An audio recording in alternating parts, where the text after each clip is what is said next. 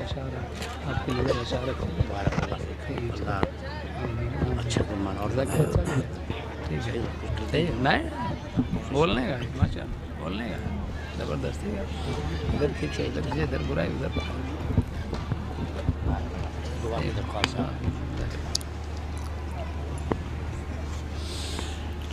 अस्सलामु अलैकुम वरहमतुल्लाहि वबरकातुह।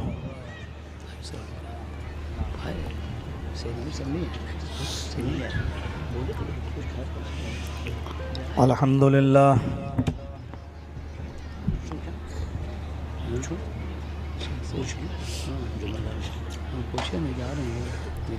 अल्हम्दुलिल्लाहि नहमदुहु व नस्तईनुहु व नस्तगफिरुह व नऊज़ु बिल्लाहि मिन शुरूरि अनफुसिना व मिन सय्यिआति अअमालिना।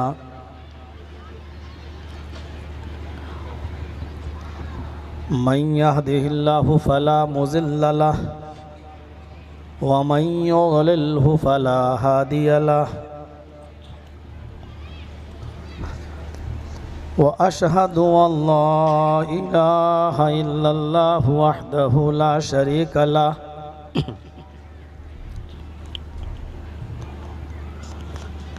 व अशहदु अन्न मुहम्मदन अब्दुहु व रसूलुहु। अम्मा बाद फ़इन्न खैरल हदीस किताबुल्लाह व खैरल हदी हदी मुहम्मदिन सल्लल्लाहु अलैहि वसल्लम व शर्रल उमूरि मुहदसातुहा व कुल्ल मुहदसतिन बिदअह व कुल्ल बिदअतिन ज़लालह व कुल्ल ज़लालतिन फिन्नार। अऊज़ु बिल्लाहि मिनश शैतानिर रजीम। बिस्मिल्लाहिर रहमानिर रहीम। या अय्युहल्लज़ीना आमनुत्तक़ुल्लाहा वल तंज़ुर नफ्सुम मा क़द्दमत लिग़द। रब्बिश्रह ली सदरी वयस्सिर ली अमरी वहलुल उक़दतम मिन लिसानी यफ़क़हू क़ौली।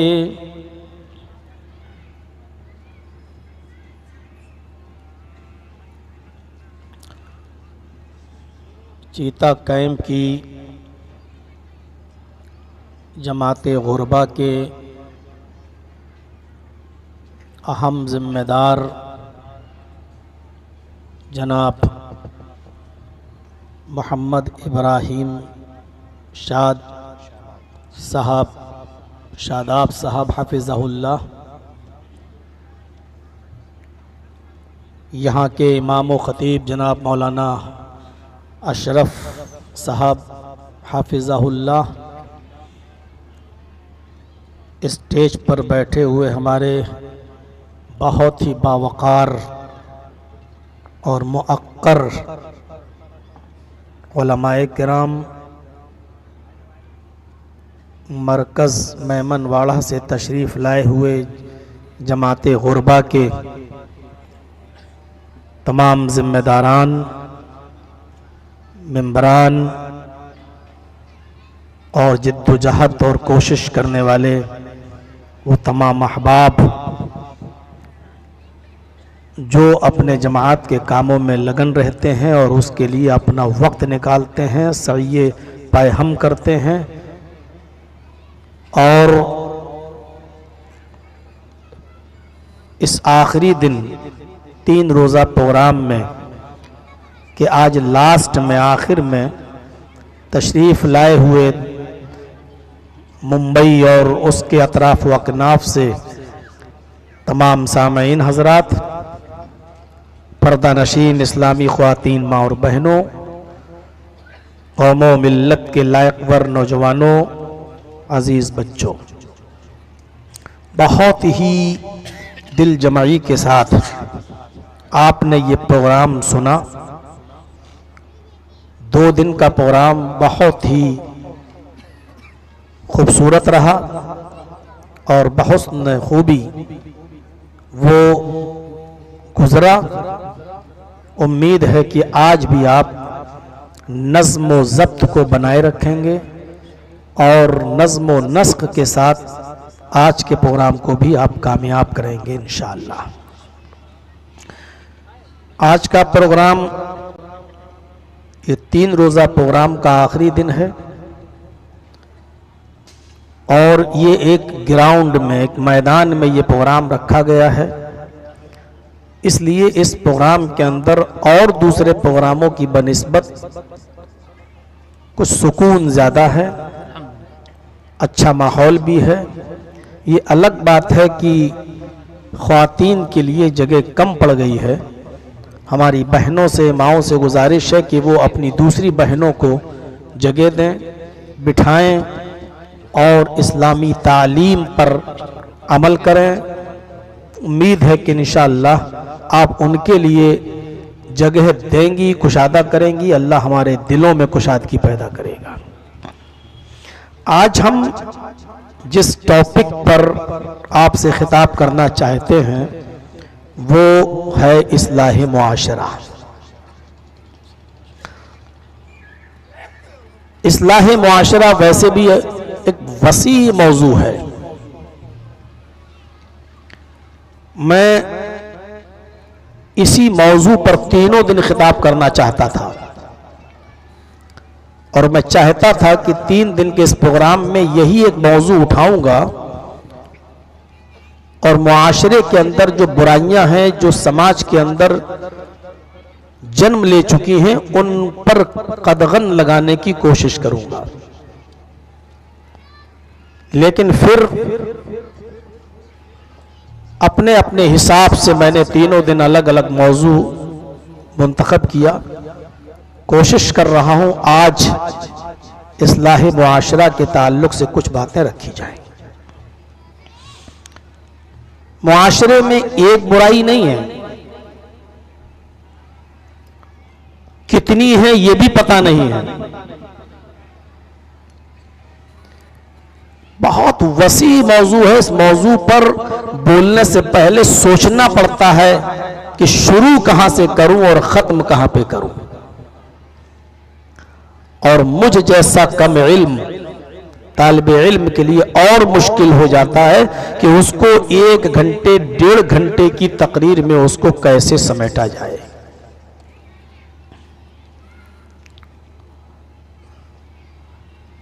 मैंने जो आयत आपके सामने तिलावत की है, उस आयत पर मैं आता हूं। पहले उस आयत के अंदर 2 चीजें बताई गई और उन्हीं दोनों चीजों के ज़िम्न में कुछ और चीजें भी आ जाएंगी जो उसी से रिलेटेड हैं। पहली चीज जो बताई गई है उस पर गौर करें। या अय्युहल्लज़ीना आमनुत्तकुल्लाह। और दूसरी चीज जो बताई गई है वो है वल तनजुर नफ्सुम मा क़द्दमत लिग़द। मुसलमानों, मोमिनों, अल्लाह से डरो। पहली चीज डर। यही एक चीज अगर आज हमारी सोसाइटी में पैदा हो जाए तो मुआशरा पूरा का पूरा संभल जाए। क्योंकि डर वो डर नहीं है जैसे हम सांप से डरते हैं, शेर से डरते हैं। यहां वो डर मुराद नहीं है। अल्लाह से डरो पहली चीज। और दूसरी चीज क्या बताई गई है? वल तनजुर नफ्सुम मा क़द्दमत लिग़द। हर नफ्स को, हर इंसान को सोचना चाहिए कि कल क़यामत के दिन के लिए उसने क्या तैयारी कर रखी है। कल मैंने मौत के मौजू पर खिताब किया था। आज थोड़ा सा इस तरफ आऊंगा मैं कि उसने कल क़यामत के दिन के लिए क्या भेजा है, क्या पेश किया है, आगे क्या तैयारी की है। पहली चीज आई है, या अय्युहल्लज़ीना आमनुत्तकुल्लाह, ईमान वालो अल्लाह से डरो। ये खौफ, ये तकवा, ये खशियत ही हर इबादत की रूह है। बल्कि मैं ये कहूं तो गलत नहीं होगा कि इस्लाम की यही रूह है। तकवा ही सब कुछ है। तकवे को मैं रूह करार दे रहा हूं। इस्लाम की रूह, इबादत की रूह। जिस इबादत के अंदर तकवा नहीं है वो बेकार है। याद रखिएगा, जिस इंसान के अंदर रूह नहीं है वो इंसान भी बेकार है। आप दावत करेंगे, मौलाना जर्जीस साहब की दावत करेंगे, उलमा की दावत करेंगे, बुलाएंगे, अपने यहाँ खिलाएंगे, पिलाएंगे, इज्जत करेंगे, एहतराम करेंगे, लेकिन कब तक? जब तक मेरे अंदर रूह है, जब तक मेरे अंदर जान है। और जिस दिन ये रूह निकली उस दिन आप तो छोड़ो, हमारे अपने रिश्तेदार, हमारी अपनी औलादें, हमारे अपने करीबी कराबतदार भी हमें 5, 6, 8, 10 घंटे से ज्यादा अपने घर पर नहीं रखेंगे। हमारी बॉडी को उठाएंगे और कब्रिस्तान में ले जाकर 2 गज जमीन के हवाले कर देंगे। वो भी अपने घर में जगह नहीं देंगे। क्यों? क्योंकि अब आप बेकार हैं। बॉडी का क्या करेंगे जब रूह ही निकल गई है। हर वो इबादत अल्लाह की नजर में काबिले कद्र है जब तक उस इबादत की रूह यानी तकवा मौजूद है। और जिस इबादत के अंदर तकवा नहीं है उसकी वही हैसियत है जैसे बेरूह इंसान की हमारे और आपकी नजर में। सबसे पहले नाम हम भूल जाते हैं। जर्जीस साहब, किसकी तकरीर? जर्जीस साहब। आज इंतकाल हो गया है, गुस्ल दिया जा रहा है। किसको? मैयत को। सबसे पहले वो नाम जो हजारों मेहनतों और कोशिशों के बाद कमाया था और इज्जत की सरबुलंदी पर आपने बिठाया था, सबसे पहले जर्जीस साहब का वो नाम छिन जाता है। और क्या कहा जाता है? मैयत को लाओ, गुस्ल दो, मैयत को लाओ, कफन पहनाओ, मैयत को उठाओ, कब्रिस्तान लेके चलो, जनाजा पढ़ो। किसका?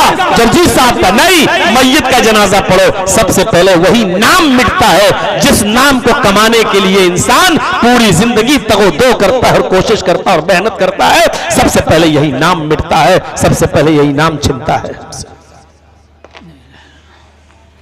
बेरूह इबादत बेकार है, जैसे बेरूह जिस्म की कोई हैसियत नहीं है। कितने भी बड़े हो जाएं आप, लेकिन रूह निकलेगी तो आपको कब्र के हवाले कर दिया जाएगा। और जिनके यहां कब्र के हवाले नहीं होता उनको आग के हवाले कर दिया जाएगा। रहे होंगे आप पूरे हिंदुस्तान के मालिक, पूरे इंडिया को चलाने वाले, लेकिन अब रूह नहीं, बेकार है तुम्हारी जिंदगी अब हमारे लिए। उठाओ और आग के हवाले कर दो, उठाओ और कब्र के हवाले कर दो। मेरे भाइयों, बेरूह जिस्म की कोई कदर नहीं होती, ऐसी अल्लाह की नजर में बेरूह इबादत की कोई कदर नहीं, जो इबादत में तकवा नहीं है। इसलिए अल्लाह ने हर इबादत को तकवे से जोड़ा है। नमाज को ले लीजिए, नमाज को ले लीजिए, जब तक आप उसको अल्लाह की रजामंदी के लिए पढ़ रहे हैं, अल्लाह की खुशनुदी के लिए पढ़ रहे हैं, अल्लाह के लिए पढ़ रहे हैं, यह इबादत के अंदर रूह है, नमाज के अंदर रूह है। इस नमाज को अल्लाह कबूल करेगा और यह नमाज शर्फ कबूलियत से बख्शी जाएगी। और जहां यह नमाज अल्लाह के अलावा किसी गैर के लिए पढ़ी गई, जहां यह सोचकर पढ़ी, अरे यार जुमे की नमाज भी नहीं पढ़ेंगे तो मोहल्ले वाले ये कहेंगे कितना बड़ा कमीना इंसान है, जुमे तक की नमाज नहीं पढ़ता है, कितना बेगैरत इंसान है, देखो उसको जुमे तक की नमाज की फुर्सत नहीं मिलती है। जहां हमारे दिल में ये ख्याल आया और जहां हमने ये नमाज गांव या मोहल्ले वाले या मदरसे में पढ़ने वाले तलबा ने असातिज़ा के डर से पढ़ना शुरू किया। अगर नहीं पढ़ेंगे तो असातिज़ा मारेंगे, असातिज़ा डांटेंगे। जहां अल्लाह के अलावा किसी गैर की शिरकत हुई, यही नमाज हमारे लिए बेरूह इबादत हो गई, और बेरूह इबादत की कोई कदर नहीं। ऐसी नमाज जो गैरों को के डर से पढ़ी जाए या गैर को दिखाने के लिए पढ़ी जाए। अल्लाह के नबी ने ऐसी नमाज के बारे में फरमाया, मन सल्ला युराई फक़द अशरक, जिसने दूसरे को दिखाने के लिए नमाज पढ़ी उसने शिर्क किया।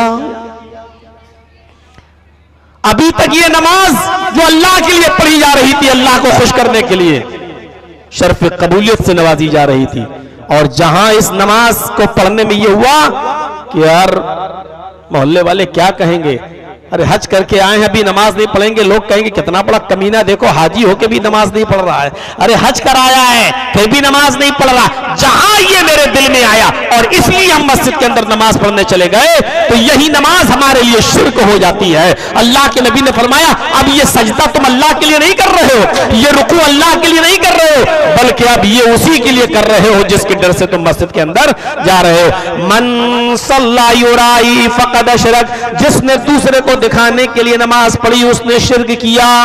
देख लीजिए इबादत की रूह क्या है, वही तकवा है, वही परहेजगारी है।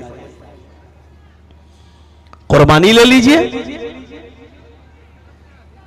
खींचो सेल्फी, आओ बकरे के सामने, 25,000 का खरीदा, फोटो खींचा, डाल दिया व्हाट्सएप पर दोस्तों को, कितने का लिया? 25,000 का। अब दूसरा कह रहा है उसने 25 का लिया, मैं 30 का लूंगा। आजकल इबादतों की नुमाइशें बहुत हो रही हैं। हज करने जा रहे हैं, उम्रा करने जा रहे हैं, खाने काबा के सामने खड़े होकर सेल्फी खींच रहे हैं दोस्तों में शेयर। कहां गए साहब? तवाफ कर रहे हैं, हज करने, दुआ करना।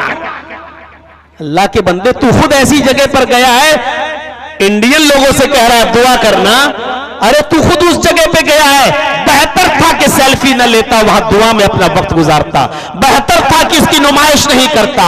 कितने लोग ऐसे हैं जिन्होंने 20 हज किए, 20 हज, 20, लेकिन आज तक किसी को पता नहीं है।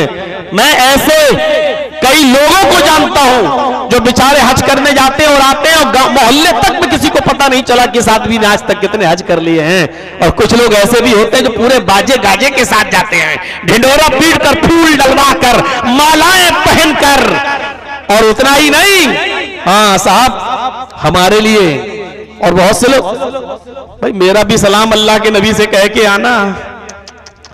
हाँ जा रहे हो ना, रोजे पे जाके मेरा भी सलाम कह देना। इसका मतलब यह है कि तुमने ये खुद साबित कर दिया कि यहां से नहीं सुन पा रहे हैं, वहां जाके पेश करना, यानी वही सुन सकते हैं। मेरे भाई अगर तू वहां नहीं जा रहा है तो यहां दरूद पढ़ना। यहां तो अल्लाह के नबी ने फरमाया कि दरूद पढ़ो, जो मुझ पर एक मर्तबा दरूद पढ़ता है अल्लाह उस पर 10 रहमतें नाजिल फरमाता है। यहां पढ़ना। उस आदमी को क्यों कह रहा है कि जाकर मेरा सलाम कह देना, मेरा सलाम पेश कर देना, क्यों कह रहा है? पूरे तैयारी के साथ लोग 400-500 आदमी लोग स्टेशन पे छोड़ने जा रहे हैं। कहा साहब कहां? हज करने जा रहे हैं साहब, हमारे हज करने जा रहे हैं। कैसी रिया नमूद, कैसा दिखावा, कैसा हज। कुर्बानी क्या है? कुर्बानी को देख लीजिए, अल्लाह ताला ने खुद कुरान करीम के अंदर फरमाया, लन यनालल्लाह लुहूमुहा वला दिमाउहा वलाकिन यनालुहु तक़वा मिनकुम। कुर्बानी जो तुम करते हो, कुर्बानी के जानवर पर जो छुरी चलाते हो, अल्लाह की राह में जो तुम कुर्बानी कर रहे हो, इसका खून और इसका गोश्त अल्लाह को नहीं पहुंचता।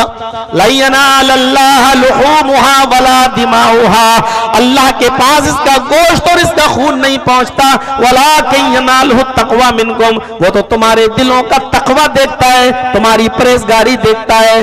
कुर्बानी की रूह क्या है? तक़वा। देख लीजिए, और यही कुर्बानी आप इसलिए कर रहे हैं कि मेरे पड़ोसी ने 20,000 का बकरा खरीदा, हम 25,000 का लाएंगे। अब आप कुर्बानी कर रहे हैं तो आपकी कुर्बानी तकवे की रूह से खाली है। इसकी वही हैसियत है जैसे मरे हुए इंसान की हमारे यहाँ होती है। इस इबादत की अल्लाह की नजर में वही हैसियत होगी, कोई कदर नहीं अल्लाह रब्बुल आलमीन की। इस कुर्बानी की कोई कदर नहीं होगी अल्लाह रब्बुल आलमीन की नजर में। क्यों? क्योंकि अब आपने शौक में कुर्बानी की है। वो 20 का लाया तो मैं 25 का लाऊंगा, वो 30 का लाया तो मैं 35 का लाऊंगा। आप दूसरों को दिखाने के लिए कुर्बानी कर रहे हैं। इस कुर्बानी, इस इबादत का मायार भी तकवा है, और तकवा से खाली है तो बेरूह इबादत है। अल्लाह से डरो। ये खौफ, तकवा जो है क्या है? ये रूह है। रमजान के रोजे जो फर्ज किए गए उसका भी मेन मकसद तकवा है, उसका भी मेन मकसद तकवा है। या अय्युहल्लज़ीना आमनू कुतिबा अलैकुमुस्सियामु कमा कुतिबा अलल्लज़ीना मिन क़ब्लिकुम लअल्लकुम तत्तक़ून।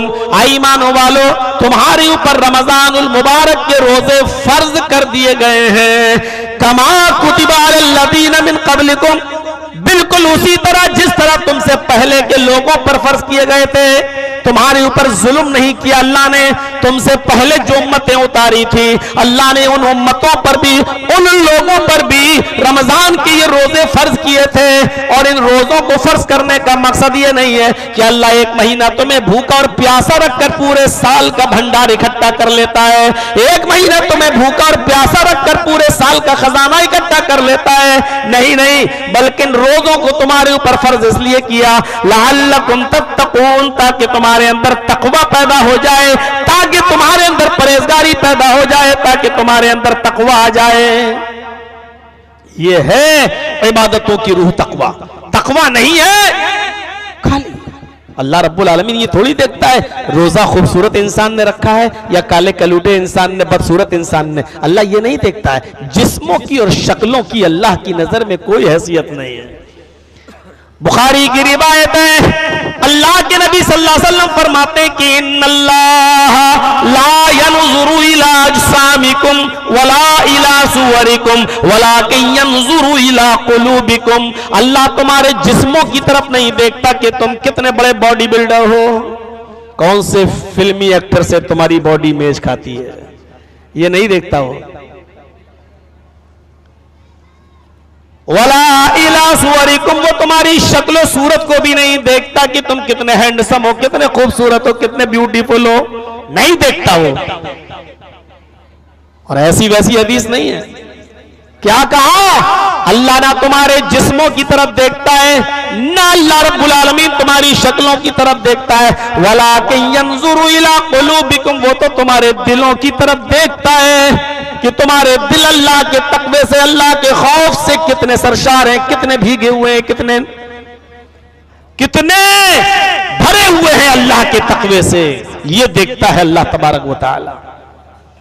यही वजह है कि एक मजलिस के अंदर हजरत बिलाल रजी अल्लाह तआला अन्हु ने, जिनके बारे में हदीस की किताबों में कलहुमता का लफ्ज आता है, कलहुमती, कोयले से ज्यादा काला, कोयले से ज्यादा काला रंग।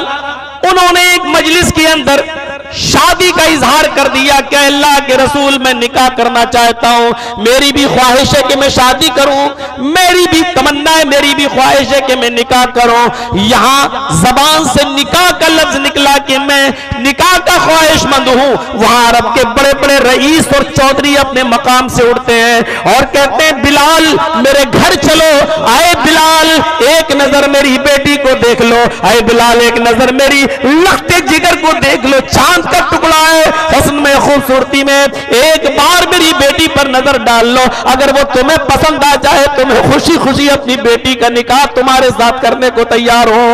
उन अरब के लोगों ने, उन रईसों ने, उन अमीरों ने ये नहीं देखा कि बिलाल का रंग कितना काला है, उनकी बॉडी कैसी है। हबशा से आया हुआ एक अफ्रीकन नस्ल का आदमी, अफ्रीका से आया हुआ इतना काला कलूटा आदमी, हबशा से तशरीफ लाया हुआ एक काला कलूटा आदमी, ये मेरा दामाद कैसे बन सकता है। उन्होंने ये नहीं सोचा, आए बिलाल एक नजर मेरी बेटी को देख लो, आए बिलाल एक नजर मेरी बेटी पे डाल लो, एक नजर बस देख लो, अगर पसंद आ जाए तो मैं अपनी बेटी का निकाह तुम्हारे साथ करने के लिए तैयार हूं।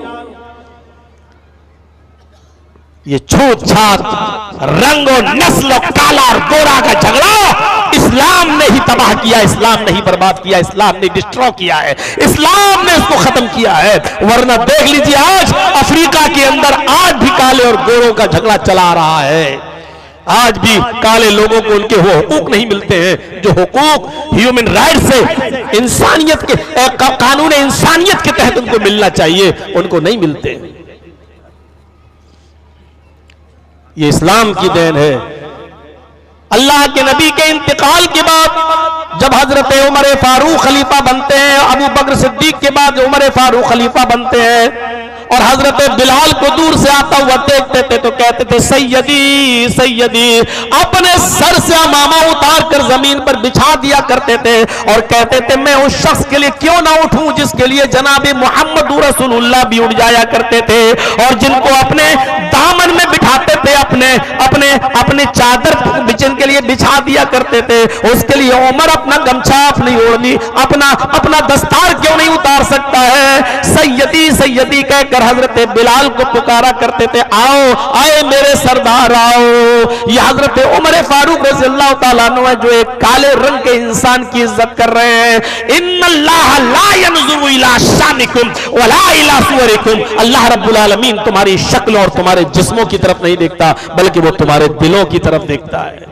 मिटाओ इस रंग और नस्ल के इस झगड़े को, खत्म करो जात और बिरादरियां। शादियों के अंदर न देखो कौन खान है, कौन पठान है, कौन तुर्क है, कौन अंसारी है, कौन क्या है। ये देखो कि तकवा किसके अंदर है, ये देखो कि दीनदारी क्या है।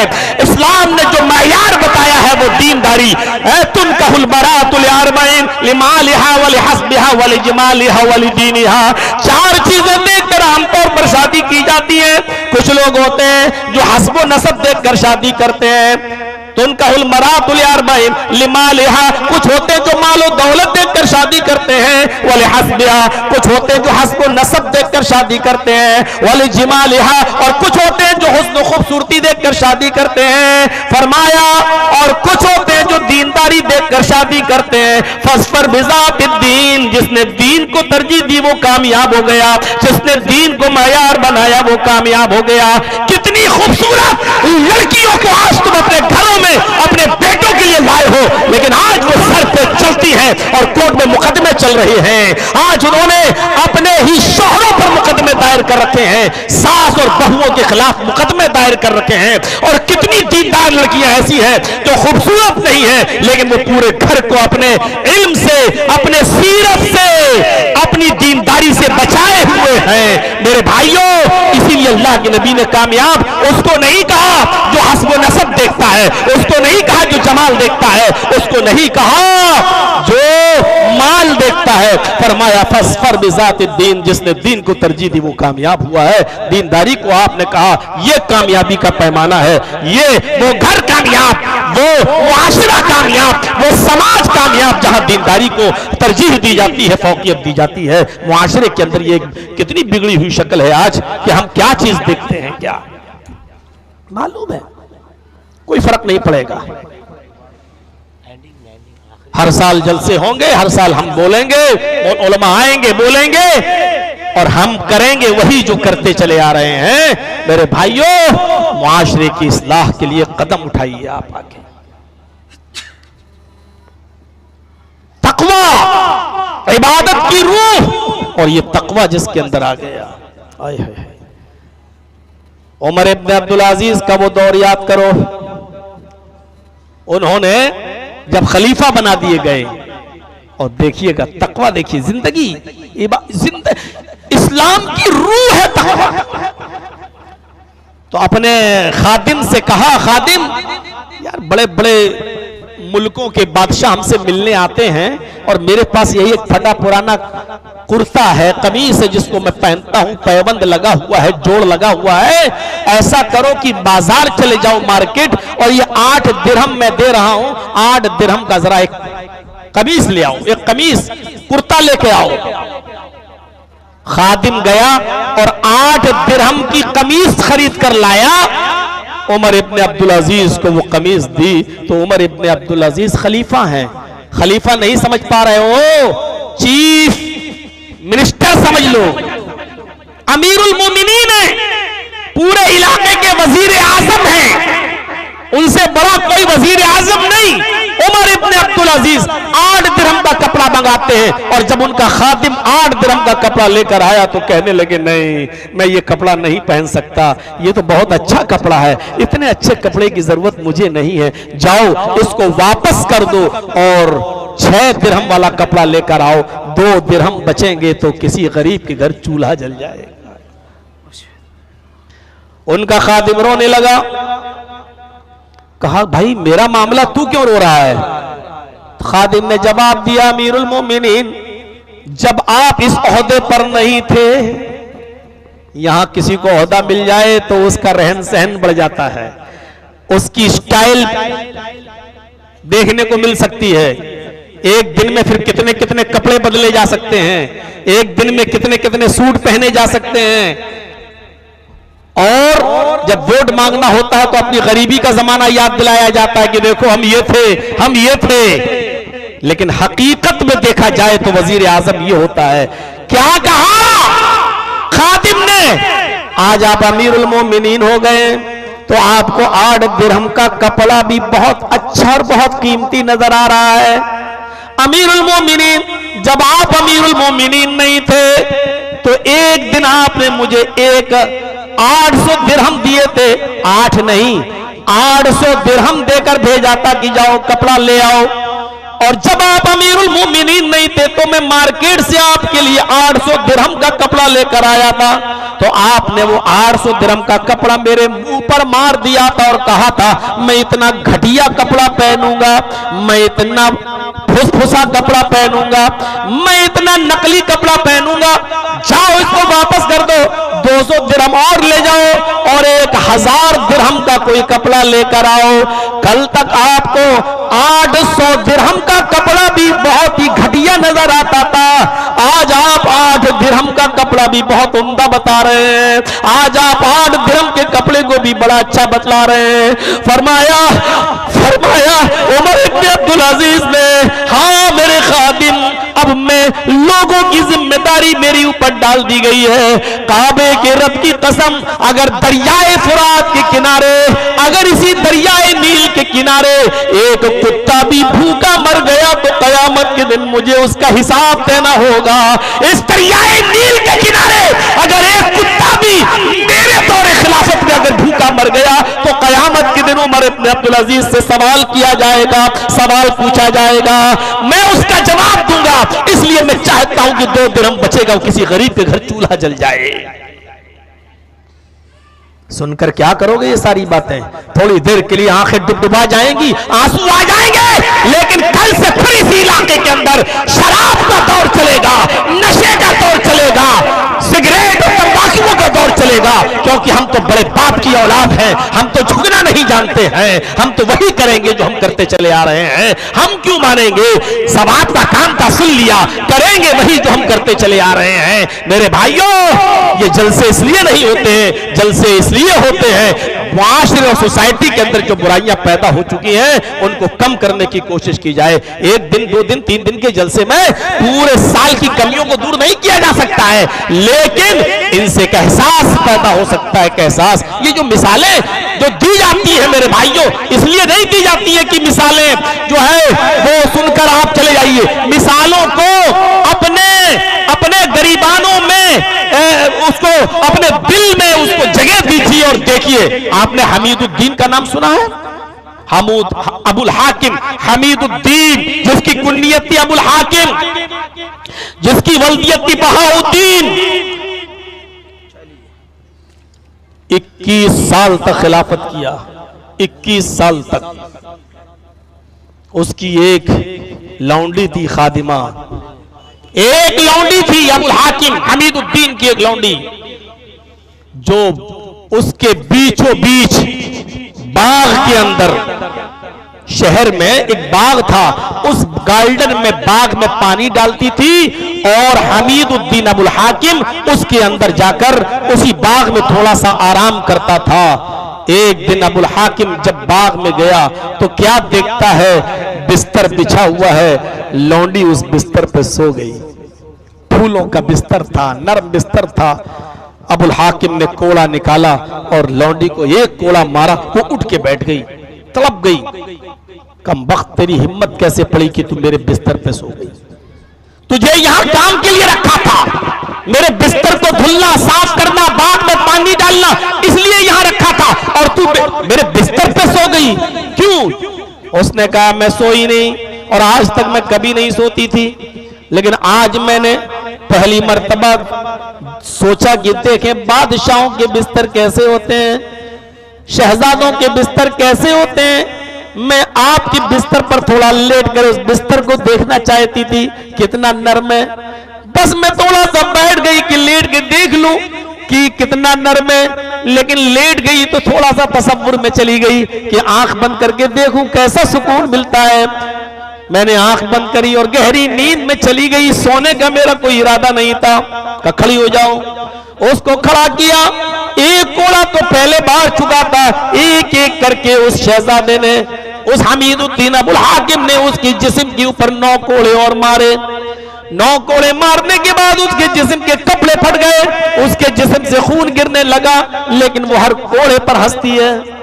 दूसरा कोड़ा पड़ा तो हंस रही है, तीसरा कोड़ा पड़ा तो हंस रही है, चौथा कोड़ा पड़ा तो हंस रही है, 5वां कोड़ा पड़ा तो हंस रही है। अच्छी बात है, 10 कोड़े जब पूरे पड़ गए तो अब हमीदुद्दीन अबुल हाकिम ने कोड़ा रोक लिया और कहा आज तक मैंने तुझे जब भी कोड़े से मारा 1-2 कोड़े में तू रो देती थी, लेकिन आज तू बार बार हंस रही है। वजह क्या है हंसने की? क्या आज तुझे तकलीफ नहीं हो रही है? उसने कहा साहब मेरे आका मेरे मालिक तकलीफ क्यों नहीं होगी, कोड़े का काम तकलीफ देना ही है, और आपकी ताकत से भरा हुआ वो कोड़ा मेरे जिस्म की चमड़ी उधेड़ रहा है, मेरे जिस्म से खून टपक कर जमीन पे गिर रहा है, और आप कह रहे तकलीफ हो रही है नहीं। तो कहा फिर तू हंस क्यों रही है? उसने कहा आज मैं कुछ सोच के हंस रही हूं। क्या सोच के हंस रही है? उस लौंडी ने जो जवाब दिया, आए अपने नौकरों पर जुल्म करने वालों, अपने मातहतों पर जुल्म करने वालों, अपने अंडर में काम करने वाले मुलाजिमीन पर ज्यादती करने वालों, सुनो उसने क्या जवाब दिया। उस लौंडी ने जवाब दिया, आए हमीदुद्दीन, आए अबुल हाकिम, मैं ये सोच रही हूं कि जब तेरे इस बिस्तर पर थोड़ा सा आराम करने की सजा, थोड़ी देर लेटने की सजा तेरी अदालत में यह है कि मेरे जिस्म पर कोड़े बरसाए गए, मुझे मारा गया, मेरा खून बहाया गया, मेरे जिस्म से खून के कतरे गिरे, अगर थोड़ी देर आराम करने की सजा तेरी अदालत में यह है, तो मैं ये सोच रही हूं कि फिर अल्लाह की अदालत में तेरी सजा क्या होगी, जो पूरी जिंदगी तू आराम से सोया, पूरी जिंदगी में कभी तकलीफ नहीं देखी, अगर चंद लम्हों के लिए आराम करने वाले की सजा तेरी अदालत में यह है, तो फिर अल्लाह की अदालत में तेरी सजा क्या होगी, जिसने कभी परेशानी का मुंह नहीं देखा और पूरी जिंदगी ऐशो आराम में गुजार दी। इतना सुनना था, वही अबुल हाकिम हमीदुद्दीन ने वही कोड़ा फेंका, अपने ओहदे से इस्तीफा दिया, जंगलों में चला गया, दावत और तबलीग में अपनी पूरी जिंदगी गुजारी, और गुमनामी की जिंदगी गुजार कर फिर वो दीन का बहुत बड़ा मुबल्लिग बन गया, बहुत बड़ा दाई बन गया, यहां तक कि गुमनामी की जिंदगी गुजार कर एक दिन इंतकाल कर गया। मेरे भाइयों, उसके इंतकाल की खबर भी किसी को नहीं हुई, चंद लोगों ने मिलकर उसके जनाजे की नमाज पढ़ाकर उसको दफन कर दिया। इस्लाह के लिए एक वाकया काफी है, अपने आप को सुधारने के लिए एक मिसाल काफी है। अगर हम तकवे से अपने जिस्म को सरशार कर ले और अपने आप तक अपनी जिंदगी को तकवे से भर ले, एक मिसाल काफी है। उसने अपने ओहदे से इस्तीफा दे दिया, लौंडी की अपनी खातिमा की एक बात को सुनकर उसने पूरी जिंदगी जंगलों में गुजार दी, दावत और तबलीग में अपनी पूरी जिंदगी गुजार दी, लोगों के लिए दाई बन गया, मुबल्लिग बन गया, और किसी मस्जिद में जाकर नमाज पढ़ाने लगा, और फिर एक दिन गुमनामी की मौत, इंतकाल भी फरमा गया और चला गया। पता ही नहीं चला कि उसका इंतकाल कब हुआ, किस सन में हुआ, किस हिजरी में हुआ और किस हाल में हुआ। मेरे प्यारे साथियों, ऐसे भी लोग इस दुनिया में गुजरे हैं और रहे हैं। मिसालें इसलिए दी जाती हैं ताकि हम अपने अंदर इन मिसालों से इबरत हासिल करें, कुछ इस्लाह करें अपने अंदर। यही है उमर इब्न अब्दुल अजीज, छोटा सा बच्चा है, एक बीवी कहती है कल ईद है, अय है, चांद हो चुका है, कल ईद है, हम और आप तो पुराने कपड़े पहन लेंगे, कम से कम बेटे के लिए तो नए कपड़े का इंतजाम करो। रो रहा है वो। कहा बीवी मुझे नहीं मिलती इतनी तनख्वाह, इतनी सैलरी नहीं है मेरी। कहा बच्चे को भी कपड़ा नहीं दोगे। मर्द अगर परेशान होता है तो घर की औरतों की जिद की वजह से परेशान हो जाता है। मां बहनों को सोचना चाहिए कि उसका शौहर कहां से कमाता है, किस तरह कमाता है, कैसे कमाता है, किन हालात में वो अपना दिन गुजारता है और रोजी रोटी के लिए क्या करता है। ये नहीं कह रहा हूं कि आज की उस जमाने की औरतें, अरे बच्चा नहीं पहनेगा नया कपड़ा, तो आप तो अमीरुल मोमिनीन है, 1 महीने की तनख्वाह एडवांस क्यों नहीं ले लेते? लेटर लिख दिया, 1 महीने की तनख्वाह एडवांस दे दो कैशियर के नाम, अगले महीने मत देना, काट लेना। जैसी लेटर कैशियर के हाथ में आया, कैशियर ने उस लिफाफे के पीछे अपना जवाब लिखकर रवाना कर दिया कि जाओ ये उमर इब्न अब्दुल अजीज को दे देना। अमीरुल मोमिनीन तो वो है लेकिन ये मेरा जवाब है। जब जवाब पड़ा अमीरुल मोमिनीन रोने लगे। बीवी ने कहा तनख्वाह नहीं मिली? कहा तनख्वाह तो नहीं मिली लेकिन मेरे कैशियर ने जवाब बहुत अच्छा दिया। कहा क्या जवाब दिया? उसने जवाब ये दिया, अमीरुल मोमिनीन मुझे 1 महीने की तनख्वाह एडवांस देने में कोई एतराज नहीं है, आप कहे तो मैं फौरन दे दूं, लेकिन मुझे इस बात की गारंटी चाहिए कि अगले महीने तक तुम जिंदा भी रहोगे। अगर अगले महीने तक आप जिंदा नहीं रहे तो जो तनख्वाह आपके पास एडवांस जा रही है ये तुम्हारे बाप का माल नहीं है, ये तमाम मुसलमानों की अमानत है, इसको वापस कौन करेगा? उस जमानती का नाम पेश करो। आए मेरी बीवी, इस बात का इल्म किसको है कि मैं अगले महीने तक जिंदा भी रहूंगा? इस बात का इल्म मुझे नहीं है और मैं किसी की जमानत भी नहीं दे सकता। हो सकता है कि वो मेरे मुंह पे हाँ कह दे और मेरे इंतकाल के बाद वो मेरा कर्ज अदा न करे, इसलिए अपने बेटे को भी मैं पुराने कपड़े ही पहनाऊंगा। अच्छा सच बताइएगा, इन वाकयात की रोशनी में हम कैसे लग रहे हैं? हमारा मुआशरा कैसा लग रहा है? हमारा समाज कैसा लग रहा है? क्या कहेंगे? हमल से है उनकी बीवी, यही उमर इब्न अब्दुल अजीज, एक और बच्चा पेट में हमल, 4 दिन से बीवी ने खाना नहीं खाया। कहने लगी अपनी खादिमा से, ये तो कुछ ला के देंगे नहीं, तुम ही बैतुल माल चली जाओ और बैतुल माल के खजांची से कहना कि थोड़ा सा दूध, 1 प्याला दूध दे दो, मुझे जब मिलेगा राशन तो मैं वापस कर दूंगी 1 महीने के बाद। खादिमा रात के अंधेरे में दूध लेके आ रही है बैतुल माल से। उमर इब्न अब्दुल अजीज कुएं के पास बैठे हुए हैं, कुएं के पास, और वुजू बना रहे हैं तहज्जुद की नमाज पढ़ने के लिए। अपने दरवाजे से किसी को आते हुए देखा, उठकर गए। कहा कौन? खादिमा ने कहा मैं। कहा क्या छिपाई हो? उसने चादर हटा के कहा कुछ नहीं, 1 प्याला दूध है। कहां से लाई हो? बैतुल माल से।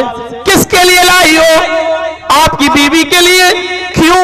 कहा 4 दिन से उन्होंने कुछ खाया नहीं है। अतिब्बा कहते हैं, हुक्मा कहते हैं, डॉक्टर कहते हैं मां जब खाएगी तो बच्चे को लगेगा, जब मां खाएगी नहीं तो बच्चे को नहीं लगेगा। अगर आज आपकी बीवी को कुछ नहीं मिला तो डर है कि बच्चा मां के पेट में मर न जाए। खादिमा ने वो प्याला उमर इब्न अब्दुल अजीज की बीवी को दे दिया।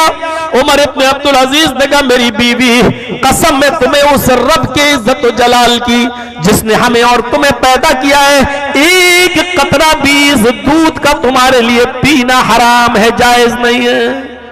कहा मेरे प्यारे शौहर, बतौर कर्ज मैंने मांगा है, उधार के तौर पर लिया है, मिलेगा तो वापस कर दूंगी। जवाब दिया बीवी, उधार लेना गलत नहीं है, लेकिन तमाम मुसलमानों से उसकी इजाजत लेने से पहले ले लिया है। ये दूध मेरा नहीं है, बैतुल माल की प्रॉपर्टी है, और बैतुल माल मेरा नहीं है, तमाम मुसलमानों की प्रॉपर्टी है। इसलिए पहले मुझे मीटिंग बुलाना पड़ेगी, और जब तक सारे मुसलमान इत्तेफाक के साथ इजाजत न दे दें तब तक उधार भी ये दूध नहीं ले सकते, हम छीन रहे। बीवी ने कहा अमीरुल मोमिनीन, मेरे सरताज, ये बच्चा पेट में मर जाएगा, 1 प्याला दूध पी पी लेने दीजिए, वरना ये आपकी अमानत मेरे पेट में जिंदा नहीं बचेगी।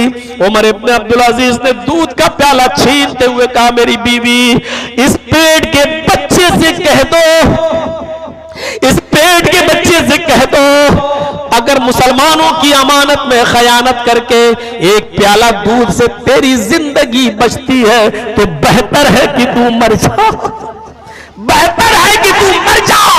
तेरे बाप को तेरी मौत प्यारी है, तेरे बाप को तेरा मर जाना प्यारा है, लेकिन मुसलमानों की अमानत में खयानत करके एक प्याला दूध पिलाना गवारा नहीं है, हराम का एक कतरा पिलाना गवारा नहीं है। इस जगह पर लाकर अपने आप को लाकर रखिए और सोचिए कितने लोग हैं जो दुकानों पे बैठते हैं और 3-5 करते हैं, कितने लोग हैं जो 100 का माल 1000 में बेचते हैं और कहते हैं कि अल्लाह की कसम 100 रुपए बच रहे हैं, कितने लोग ऐसे हैं जो माले हराम खा रहे हैं और अपने बीवी को खिला रहे हैं, कितने लोग ऐसे हैं जो माले हराम कमाकर शादियां कर रहे हैं और अपनी नई नवेली दुल्हनों के साथ मुलाकात करके जब वो बच्चे पैदा होते हैं तो आप क्या समझ लोगे कि जब आप अपनी बीवी को और अपने बच्चों को माले हराम खिलाओगे तो क्या हमारे घर में कोई इब्ने तैमिया पैदा होगा, कोई इब्ने क़य्यिम पैदा होगा, कोई अहमद इब्ने हम्बल पैदा होगा, कोई सनाउल्लाह हमरसरी पैदा होगा? मेरे भाइयों, माले हराम अगर हम खाएंगे और अपनी बीवियों को खिलाएंगे तो टिकटॉक पे डांस करने वाली बेहया और बेहुदा लड़कियां ही हमारे घर में जन्म लेंगी, हमारे घरों में पैदा होंगी, जिनके सरों पर दुपट्टे तक नहीं होंगे, जो मटकेंगी अपनी कमरे, नाचेंगी, डांस करेंगी और जिनके घरों में डांस करने वाले, नाचने वाले लड़के ही पैदा होंगे जो आगे बड़े होकर अपने बाप को एक घूंट पानी भी पिलाना गवारा नहीं करेंगे, क्योंकि ये माले हलाल की बरकत नहीं, माले हराम खिलाओगे तो ऐसी औलादों को जन्म दोगे और ये दिन तुम्हें देखना पड़ेगा।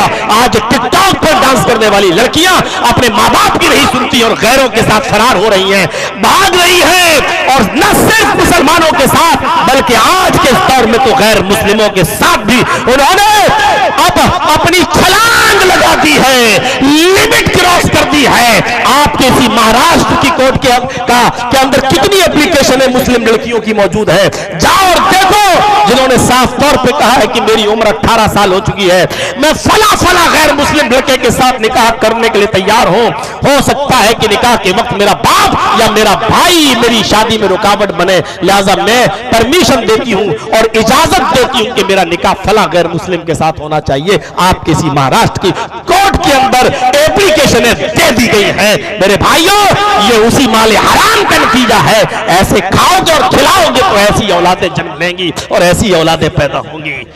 मौलाना, आज तो आपे से बाहर दिख रहे हो, इसलिए दिख रहा हूं कि आज मुझे भागना भी है।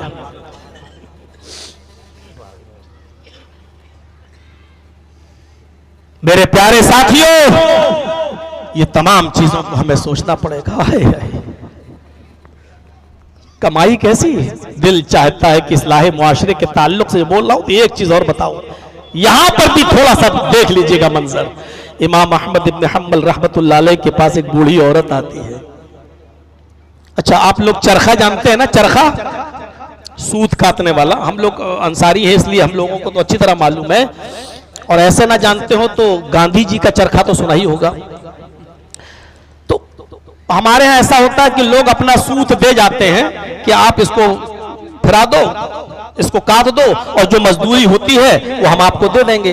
तो अहमद इब्न हम्बल रहमतुल्लाह अलैह के दौर में एक बूढ़ी औरत चरखा चलाती थी, सूत काटती थी, कॉटन सूत काटती थी। लोग उसके पास अपना सूत लेके आते थे, वो काट कर वो देती थी, वो उनसे मजदूरी ले लेती थी।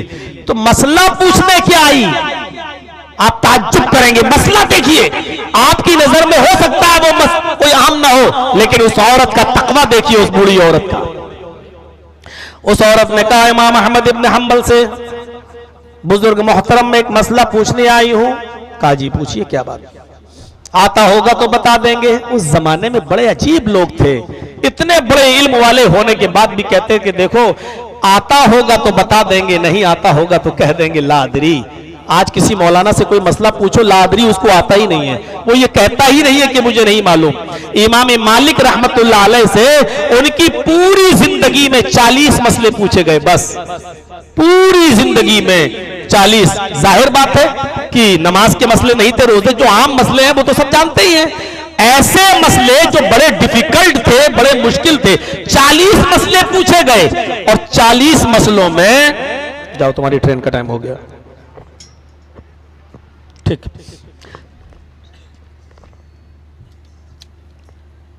एक मिनट, ये हमारे बिहार से वहां से आए हुए हैं, उनको थोड़ा जाना है। तो 40 मसले पूछे गए उनसे पूरी जिंदगी में, 40। और 40 में उन्होंने 36 मसलों का जवाब ये कहकर दे दिया, वल्लाही ला अदरी, मुझे नहीं मालूम। इमाम मालिक रहमतुल्लाह अलैह से 40 मसले पूछे गए। कौन? इमाम मालिक। आज आइम्मा अरबा में उनको भी एक मकाम हासिल है, वो इतने बड़े बुजुर्ग, 40 मसले उनसे पूरी जिंदगी में पूछे गए तो 36 मसलों में कह दिया मुझे नहीं मालूम। और 4 मसलों का जवाब दिया तो इंतकाल के वक्त रो रहे थे, इंतकाल के वक्त रो रहे थे। लोगों ने पूछा क्या वजह है, तो कहने लगे कि वजह सिर्फ इतनी है कि मैंने 36 मसलों का जवाब तो बिल्कुल सही दिया। 40 मसले मुझसे पूछे गए, 36 का जवाब तो मैंने बिल्कुल सही दिया कि मैं नहीं जानता, अल्लाह के यहाँ मेरी गिरफ्त नहीं होगी, लेकिन 4 मसलों का जवाब मैंने दिया। मुझे डर है कि अल्लाह ताला उनके बारे में कयामत के दिन मुझसे सवाल न कर ले, आए मालिक तुझे मालूम भी था या अपनी तरफ से बता दिया था, तुझे इल्म भी था या तूने अपनी तरफ से कह दिया था, मुझे डर है कि अल्लाह कयामत के दिन मुझसे मुआखजा न कर ले। बहुत बड़ी जिम्मेदारी है मसले का जवाब देना। बेहतर है आपको नहीं मालूम तो साफ साफ कह दीजिए कि मुझे नहीं मालूम, यह भी एक इल्म है और ये इज्जत की बात है मेरे भाइयों। ये कह देना कि मुझे, अब ये सोचता है अरे अगर कह दूंगा कि मुझे नहीं मालूम तो कहेगा यार ये कैसा है यार, क्या पढ़ के आया है, 8 साल 10 साल मदरसे में क्या पढ़ा, लोग ये सोचते हैं। इमाम बुखारी रहमतुल्लाह अलैह से पूछो है, उन्होंने तो जब 100 हदीसें खलत मलत सनद के साथ जब उनके सामने पेश की गई तो उन्होंने कह दिया ला अदरी ला अदरी ला अदरी ला अदरी। लोग कह रहे थे सोना पहाड़ खोदा तो निकला चूहा है, कितना नाम सुना था। मेरा कहने का मतलब यह था कि जब नहीं मालूम तो कहते गए नहीं मालूम नहीं मालूम नहीं मालूम, बाद में उसकी सनद मां मतन पढ़ी वो एक अलग चीज है, मैं उस तरफ नहीं जाना चाहता। तो मैं बताना ये चाह रहा था मेरे भाइयों, वो कहती है इमाम अहमद इब्न हंबल से कि मैं सूद काटती हूं का मसला बताओ क्या है। मसला यह है कि जब चांद की रोशनी आती है, जब चांद चमकता है तो कुछ दिन में चांद की रोशनी में सूद काटती हूं, और जब चांद की रोशनी नहीं आती, अंधेरी रातें होती हैं, तो मैं तेल जलाकर चिराग जलाकर अपना काम चलाती हूं, सूद काटती हूं। और कस्टमर से मैं दोनों की मजदूरी एक ही लेती हूं। क्या मैं दोनों की मजदूरी अलग अलग लूं? जब चांद की रोशनी होती है तो उसमें मेरा तेल नहीं लगता है, मैं चांद की रोशनी में सूद काटती हूं, और जब अंधेरी रातें होती हैं तो फिर मैं चिराग जलाती हूं, उसमें मेरा तेल लगता है। तो क्या मैं दोनों की मजदूरी एक ही लूं या अलग अलग? क्या मैं चिराग जो चलाकर जब सूद काटती हूं उसकी मजदूरी कुछ ज्यादा ले लूं क्योंकि उसमें मेरा तेल लगता है? फरमाया अहमद इब्न हंबल ने, आय अल्लाह की नेक बंदी, तेरे लिए बेहतर है कि दोनों मजदूरियों में फर्क कर। जब चांद की रोशनी में सूद काटे किसी का तो उससे मजदूरी कुछ कम लिया कर, और जब चिराग जलाकर चिराग की रोशनी में जब तू सूद काटा कर तो उसकी मजदूरी कुछ ज्यादा लिया कर, इसलिए कि उसमें तेरा तेल भी लगता है। तकवे का तकाजा यही कहता है दोनों की मजदूरी एक नहीं हो सकती है। जिसमें तुम्हारा तेल जल रहा है उससे भी उतना ही लेती हो, और जो बिना तेल के जो सूद काटती हो उसकी से भी उतनी लेती हो। तो ये तकवे का तकाजा नहीं है, तकवे का तकाजा ये कि दोनों में फर्क करो। अल्लाह की वो नेक बंदी जब जाने लगी, अल्लाह की वो नेक बंदी बंदी जब जाने लगी तो इमाम अहमद इब्न हंबल रोते हुए कहते हैं, लोगों पता लगाओ ये अल्लाह की नेक बंदी किसकी बेटी है, ये कौन बुजुर्ग औरत है, कौन बूढ़ी औरत है जो आज के इस दौर में भी इतनी तकवा वाली, उम्र की इस दहलीज को पहुंच कर भी इतना हलाल रोजी खाने वाली है, अपने रिस्क का इतना एहतमाम कर रही है, जबकि मजबूर है, कमर झुक चुकी है, लाठी लेकर आई है, लाठी टेक टेक कर चलती है, इसके बावजूद तकवे का उसके अंदर ये आलम है। लोगों ने बताया, इमाम साहब आप तो पढ़ने लिखने में रहते हैं इसलिए आपको पता नहीं है ये किसकी बेटी किसकी बहन है। ये इस जमाने के जो कुछ साल पहले गुजरे हैं काजी बशीर, जो बहुत मशहूर काजी गुजरे हैं, बहुत अच्छे मुंसिफ जज गुजरे हैं, ये उनकी बहन है, ये काजी बशीर की बहन है। मेरे भाइयों, काजी गुजर चुके हैं उनके भाई, लेकिन उनकी बहन का यह हाल है कि बुढ़ापे के इस हाल में भी वो रोजी कमा रही है, और रोजी रोटी कमाने के अंदर हलाल और हराम का इतना ख्याल रख रही है कि चांद की रोशनी में जो सूद काटूं उसकी मजदूरी कुछ कम लूं या ज्यादा, चिराग जलाकर अगर मैं सूद काटूं तो उसकी मजदूरी कुछ ज्यादा। अहमद इब्न हंबल उसका मसला बता रहे हैं कि हाँ, दोनों में फर्क करो, जो चिराग की रोशनी में सूद काटो उसकी मजदूरी कुछ ज्यादा ले लिया करो। कहां हैं हम? या अय्युहल्लज़ीना आमनुत्तकुल्लाह, अभी तकवा ही है, अभी तकवा ही है, दूसरी तरफ तो हम गए ही नहीं है अभी। मेरे भाइयों, मुहम्मदुर रसूलुल्लाह सल्लल्लाहु अलैहि वसल्लम से बड़ा नमूना हमारे लिए और कौन हो सकता है? पढ़िए अदबुल मुफरद इमाम बुखारी रहमतुल्लाह अलैह की। आप अपनी बीवी अम्मी आयशा उम्मे सलमा की गोद में आपका सर है और वो आपके सर में हाथ फेर रही है, यानी आपके सर में होता नहीं प्यार से हाथ फेरना, चलाना, सहलाना। तो अल्लाह के नबी अपनी खादिमा को, लौंडी को आवाज देते हैं, वो नहीं आई, फिर आवाज देते हैं नहीं आई, फिर आवाज देते नहीं आई। आपने उम्मे सलमा से कहा जरा झांक कर देखो कहां चली गई। दरवाजा खोला तो क्या देखते हैं कि वो लौंडी बकरी के बच्चे से खेल रही है। कहा तुझे अल्लाह के रसूल सल्लल्लाहु अलैहि वसल्लम की आवाज नहीं सुनाई दी? उसने कहा सुनाई दी। फिर क्यों नहीं आई? चुप हो गई। कहा अल्लाह के नबी उसने आपकी तीनों आवाजें सुनी लेकिन वो नहीं आई। अच्छा, बुलाया, करीब आकर बैठ गई। आपने कहा क्या मैंने पहली बार आवाज दिया तुमने सुना? जी। दूसरी आवाज दी तुमने सुनी? जी। तीसरी आवाज दी तुमने सुनी? जी। देखिए बीवी ने कहा, उम्मे सलमा ने, उसने सुना लेकिन फिर भी नहीं आई। लेकिन इसके बावजूद आप फिर पूछ रहे हैं। तहकीक देखिए, आप अपनी बीवी की बात पर भी आपने सुनकर उसको सजा नहीं दी। अच्छा मेरी बीवी ने कह दिया काफी है, नहीं, आपने उसको बुलाया और बुलाने के बाद कहा क्या मैंने आवाज दिया तुमने सुना? जी। दूसरी आवाज दिया तुमने सुना? हाँ। तीसरी बार? कहा हाँ। जब उसने इकरार कर लिया, ये होता तहकीक का जज्बा। अभी हमारे इब्राहिम साहब कितना भड़क रहे थे, लोग ऐसा करते हैं वैसा करते हैं। अरे यही असल चीज तो है। इन्हीं तमाम झमेलों से मैं अपने आप को उलझाना और इन तमाम चीजों में गर्क होना और फिर यहां से निखरना, यही तो असल कामयाबी है। आप चाहें कि हमें लोग सब कुछ कहें, अच्छा भी और मुखालिफत भी आपकी ना हो, तो फिर मेरे भाइयों आपकी दावत कहां रही है? अगर यकीन ना आए तो मेरा मामला देख लिया करो। क्या नहीं किया गया? इनकम टैक्स, ये वो, कौन सा डिपार्टमेंट ऐसा है कि जहां मुझ मेरी शिकायतें नहीं पहुंचाई गई? और मीडिया ने क्या क्या नहीं कहा। और हमारे रिश्तेदार, हमारे साले वगैरह आए हुए, पूछो हमारे ही दावे का ये मौलवी, आज जिसने ये सब कुछ हरकतें करके मेरे खिलाफ इतना बड़ा षड्यंत्र रचने के बाद, लेकिन आज उसकी हालत क्या हो चुकी है देख लीजिए आप। आज उसकी अपनी जमीन बिक गई है।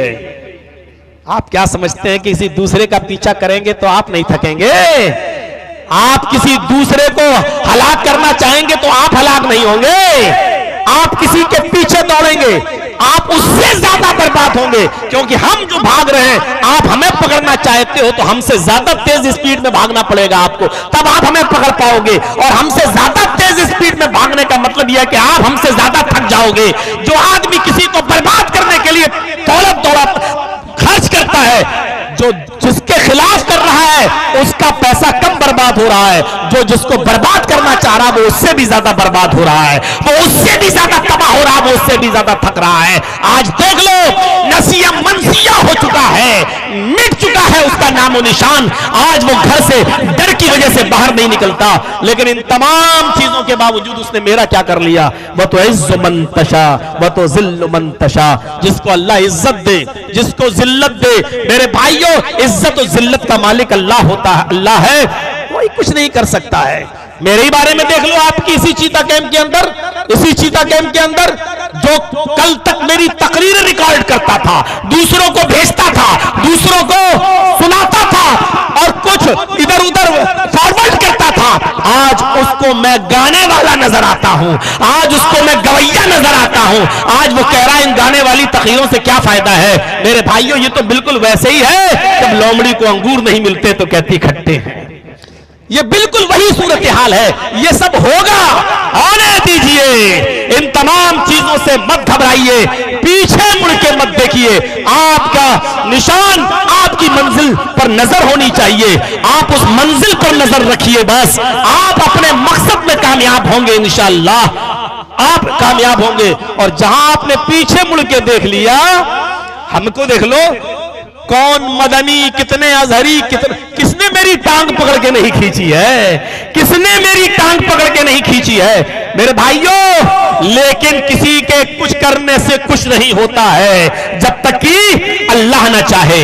ये मजबूत अकीदा रखिए कि इज्जत और जिल्लत देने वाला अल्लाह है, किसी मखलूक के अंदर ताकत नहीं है। बस आप अपनी मंजिल पर नजर रखिए और पीछे मुड़ के मत देखिए। हमने कभी पीछे मुड़ के नहीं देखा है। आपने मेरी फेसबुक आईडी आप चेक करिए, मोहम्मद जर्जीस अंसारी के नाम से है। मैं कभी नहीं डालता हूं एयरपोर्ट पे उतरा हूं, आज मैं यहां जा रहा हूं, होटल पे इतने लोगों के साथ खाना, आज ये हमारे रुफका ने हमारे साथ खाना खाया। आजकल मौलाना लोग सिर्फ लैट्रिन और पेशाब छोड़ देते, बाकी सब डाल देते हैं। और कुछ दिनों के बाद लग रहा है कि वो ये भी कहें कि ये 5 स्टार होटल में देखिए बाथरूम कैसा था, आज मैंने इस बाथरूम में टॉयलेट किया, यही बाकी रह गया है। अरे अल्लाह के बंदे, किसी ने तुझे खाना खिलाया, उसको दुआ दे, अब उसको डाल के फोटो डाला माशा। एक शोहरत हो चुकी है ये कि हम दिखाएं दूसरों को कि देखो अब क्या कर रहे हैं। ये बहुत बुरी चीज हो चुकी है आज हमारे मुआशरे और समाज के अंदर। एयरपोर्ट पे उतर रहे हैं, अब इसका मतलब जानते हो क्या है? फला ने मुझे एरोप्लेन से बुलाया है, अगर आप भी मुझे दावत देना चाहते हो तो हवाई जहाज का टिकट रखना। ये आप मांग नहीं रहे हो, लेकिन इशारा कर रहे हो। आप ये राजधानी ट्रेन के सामने खड़े हैं, मतलब मुझे भी अब स्पेशल ट्रेन से बुलाना, ये चीज हो चुकी है। आज मुंह से नहीं कह पा रहे हैं तो आज ये सब चीजें चल रही है। क्या जरूरत है यार? हज करने जा रहे हो, फोटो खींच रहे हो, रोजा इफ्तार करा रहे हो, 50 आदमी का फोटो खींच के अपने दोस्तों को, आज मैंने 50 आदमियों का रोजा इफ्तार कराया। अरे कराया है तो अल्लाह से सवाब की उम्मीद रख, इंशाअल्लाह उनके रोजे के बराबर तुझे भी सवाब मिलेगा और उनके रोजों में कमी नहीं होगी। आप उसकी उम्मीद रखिए। ये रिया और नमूद से बचिए, बहुत बुरी चीज है। अल्लाह के नबी सल्लल्लाहु अलैहि वसल्लम ने फरमाया, मन काना फी क़ल्बिही मिस्क़ालु ज़र्रतिन मिन किब्रिन ला यदखुलुल जन्नह। बुखारी शरीफ की हदीस है, जिसके दिल में राई के दाने के बराबर, सरसों के दाने के बराबर भी रिया होगी, दिखावा होगा, तकब्बुर होगा, घमंड होगा, अगर ये चीज होगी उसके अंदर, तो वो कभी जन्नत के अंदर दाखिल नहीं होगा। ला यदखुलुल जन्नह मन काना फी क़ल्बिही मिस्क़ालु ज़र्रतिन मिन किब्रिन। राई के दाने के बराबर भी किब्र होगा, तकब्बुर और घमंड होगा, तो वो कभी जन्नत के अंदर दाखिल नहीं होगा। मेरे भाइयों, इस तकब्बुर से हमें अपने आप को बचाना चाहिए। आपने तहकीक की, सुना, उसने कहा हाँ। आपने कहा क्यों नहीं आई? फिर चुप हो गई। अल्लाह के रसूल के कान में मिसवाक रखी हुई थी, मिसवाक, आपने उस मिसवाक को निकाला और मिसवाक को निकालने की बात कह दे रहा क्या करीब किया और उठाया और वो मिसवाक उसको मारना चाहिए। 3 बार तुझे आवाज थी, आई नहीं। मिसवाक से कितनी लगेगी? जरा तसव्वुर करो, एक मिसवाक अजान होती थी आप फौरन मिसवाक कर लेते थे और मिसवाक करके वुजू बनाया, फौरन आप नमाज में खड़े हो जाते थे। वो मिसवाक हर वक्त आपके पास रहती थी, आपके कान में लगी रहती थी। आपने वो मिसवाक निकाली और कहा 3 बार आवाज सुनने के बाद भी नहीं आई, ऐसे किया और मारना चाहा, उसके कांधे तक मिसवाक गई, उसको छुई नहीं है, लगी नहीं, और आपने वो मिसवाक वापस कर ली और अपने कान में लगा के कहा जाओ यहां से, चलो चलो चलो जाओ यहां से। उम्मे सलमा कहती हैं ऐसे तो वो सर पे चढ़ जाएगी, आप उसकी गलतियों को नजरअंदाज कर देते हैं। जब उसने गलती की तो 1-2 बार तो आपको सजा देनी चाहिए, वरना वो सर पे चढ़ जाएगी और हमेशा ढीठ हो जाएगी, आपकी बात सुनकर भी अनसुनी कर देगी। आपने फरमाया उम्मे सलमा मैं तो उसको सजा देना चाह रहा था, कहा अगर 2-4 मिसवाक मार देते तो आइंदा ख्याल रखती। फरमाया उम्मे सलमा मैंने जैसी मिसवाक उसको मारना चाहा और वो मिसवाक उसके कांधे तक गई, मैंने रोक दिया। कहा क्यों? फरमाया लौलल क़ूत लअौजअतु की बिहाज़ सिवाक, अगर मुझे अल्लाह के सामने जवाब देने का डर न होता, मुझे इस बात का डर पैदा हो गया कि मैं उसको इस मिसवाक से मारूं, कहीं उसकी चोट मेरी सजा से मेरी उसकी गलती से मेरी चोट ज्यादा ना हो जाए, मेरा ये मार ना उसकी गलती से ज्यादा ना हो जाए, मैं उसको ये मिसवाक मार दूं, कहीं ऐसा ना हो कि उसने जो गलती की हो मेरा मारना उसकी गलती से ज्यादा हो जाए। अगर मैंने एक मिसवाक मार दी और उसकी गलती उतनी बड़ी ना हुई तो कयामत के दिन वो मेरे खिलाफ ही मुकदमा दायर कर देगी। लौलल क़ूत लअौजअतु की बिहाज़ सिवाक, अगर मुझे अल्लाह के सामने जवाब देने का डर न होता तो आज मैं उसे इस मिसवाक से सजा देता, आज मैं इस मिसवाक से उसे मारता। यह है मोहम्मद रसूलुल्लाह सल्लल्लाहु अलैहि वसल्लम का तकवा और परहेजगारी। हम कहां हैं? नजर डालें। या अय्युहल्लज़ीना आमनुत्तकुल्लाह, इस जुमले को मैं यहीं पर खत्म करता हूं, आगे अब आ रहा हूं थोड़ा सा। वल तनजुर नफ्सु मा क़द्दमत लिग़द, हर इंसान को गौर करना चाहिए कि कल कयामत के दिन के लिए उसने क्या तैयारी कर रखी है। कल कयामत के दिन के लिए एहतिसाब होना चाहिए। जब भी बिस्तर पे सोने के लिए जाया करो तो रात में सोते वक्त सुबह से लेके शाम तक अपने कारनामों पर नजर डाला करो।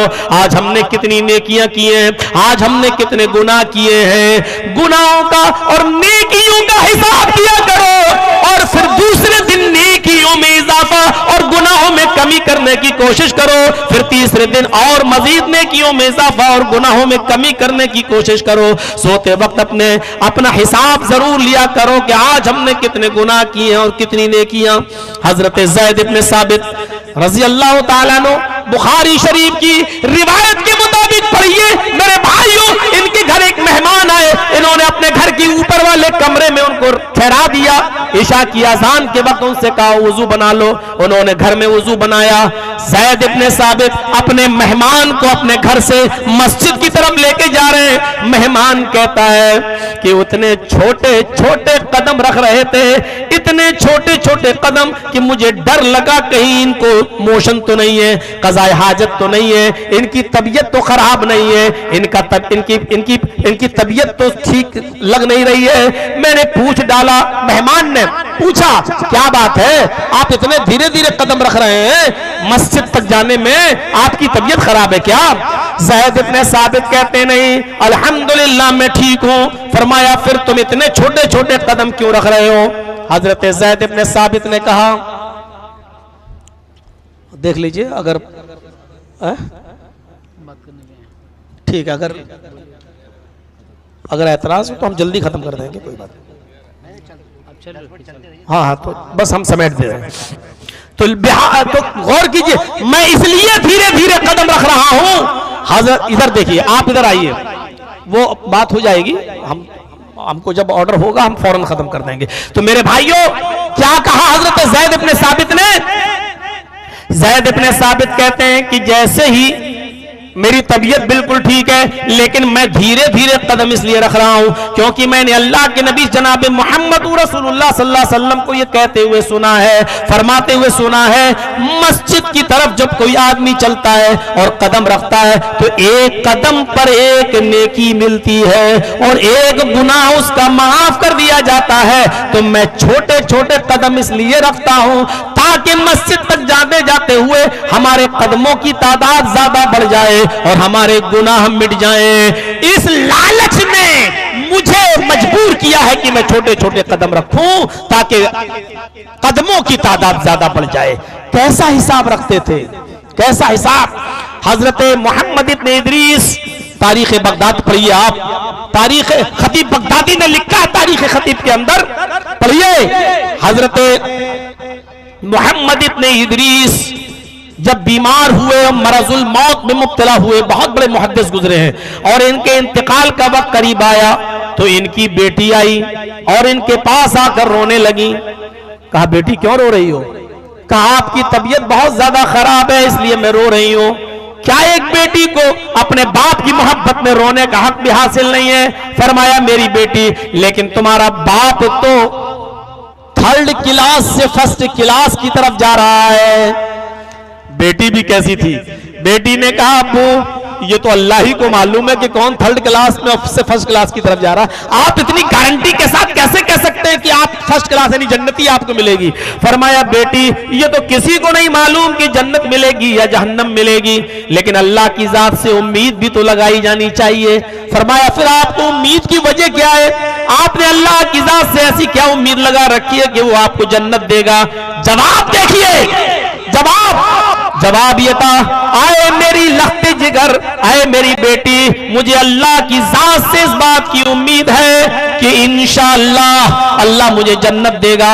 उसकी वजह यह है कि जहां तुम रो रही हो मैंने इसी जगह पर अब तक अपनी पूरी जिंदगी में 4000 मर्तबा कुरान पढ़ा है, 4000 मर्तबा कुरान की तिलावत की है। मुझे इस कसरत तिलावत कलामे पाक की बरकत से उम्मीद है, अल्लाह की जात से उम्मीद है कि इंशाअल्लाह अल्लाह मुझे जन्नत देगा। हर इंसान को गौर करना चाहिए कि कल कयामत के दिन के लिए उसने क्या तैयारी कर रखी है? वो गौर कर रहे हैं, पढ़ रहे हैं, गिन रहे हैं और अपनी नेकियां बढ़ाने की कोशिश कर रहे हैं। हम और आप क्या है हमारा और आपका मामला? सुना है मेरे भाइयों शराब और नशे का दौर दौरा है इस्लाह मुआशरे में। हम आपको ये भी बताते हैं मुआशरे में एक बुराई ये भी फैलती जा रही है। आइए सूरह नसई की तरफ मैं लेके चलता हूं। सूरह नसई के अंदर एक हदीस आई है, अल्लाह के नबी ने पुराने जमाने बनी इस्राइल के जमाने का एक वाकया बयान किया है और नबी अकरम ने बयान किया है कि कौम बनी इस्राइल के अंदर एक औरत थी जिसका शौहर इंतकाल कर गया था, वो बेवा हो चुकी थी, लेकिन बेवा होने के साथ साथ उसके अंदर बदचलनी बढ़ चुकी थी, बेवा हो गई। इसलिए जब उसके पास शौहर नहीं था तो उस औरत ने बदचलनी का रास्ता अख्तियार कर लिया। वहां एक बहुत बड़ा आबिद इबादत गुजार जो अल्लाह की इबादत में लगा रहता था, लेकिन कपड़े का बिजनेसमैन था। वो कपड़ा लेकर कपड़े की गठरी को अपने सर पे लाद के इधर उधर ले जाया करते थे और बेचा करते थे। उस बदचलन औरत ने अपनी खादिमा को हुक्म दिया कि किसी तरीके से बहाना करके उस नेक आदमी को, उस इबादत गुजार को मेरे पास ले आओ। लिहाजा वो बांदी कामयाब हो गई। उस लौंडी ने इस इबादत गुजार शख्स से फरमाया कि मेरी मालिकन आपसे कपड़ा खरीदना चाहती है, लिहाजा आप घर पे चलिए। उन्होंने कहा ठीक है चलिए। वो चल दिए। जब अंदर गए तो पहला दरवाजा बंद हो गया। कहा कि आप और अंदर जाइए।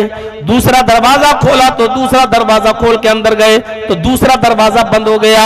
तीसरा दरवाजा खोला, जब अंदर गए तो तीसरा दरवाजा बंद हो गया। जब तीसरे दरवाजे से अंदर जाते हैं तो क्या देखते हैं, एक औरत बैठी हुई है, उसके पास एक बहुत ही खूबसूरत बच्चा बैठा हुआ है छोटा सा, और शराब की बोतल रखी हुई है। उस औरत ने कहा उदनु मिन्नी, आइए मेरे साथ जिना कीजिए, मेरे करीब आइए।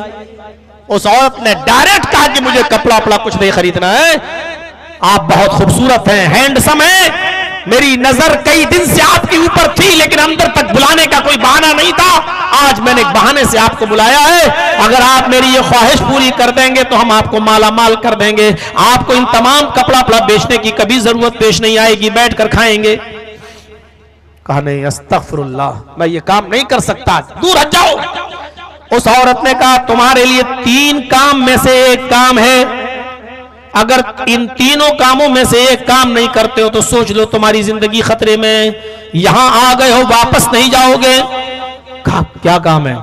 कहा पहला काम यह है या तो तुम मुझसे जिना करो, जिना नहीं करते हो तो इस बच्चे को कत्ल करो, और इस बच्चे को कत्ल नहीं करते हो तो ये शराब पियो।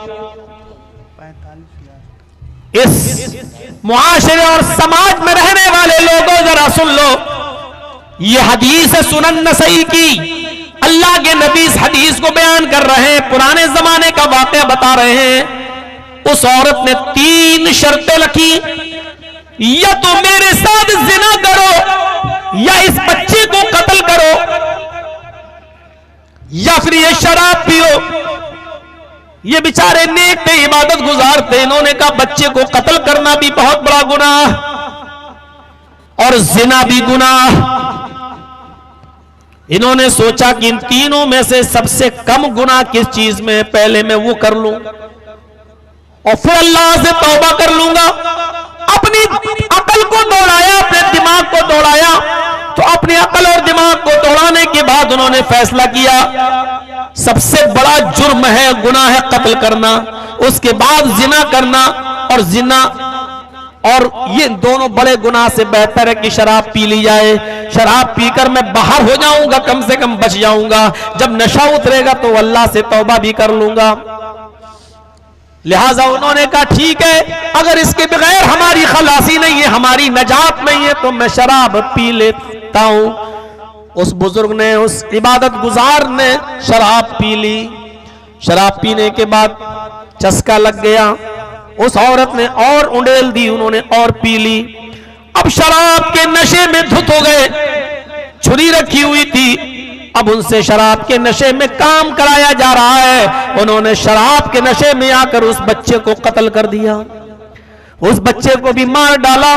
फिर शराब के नशे में उसने, उस औरत ने उनको अपने ऊपर फरेफ्ता कर लिया, मायल कर लिया, और उन्होंने फिर उस औरत के साथ जिना भी कर डाला।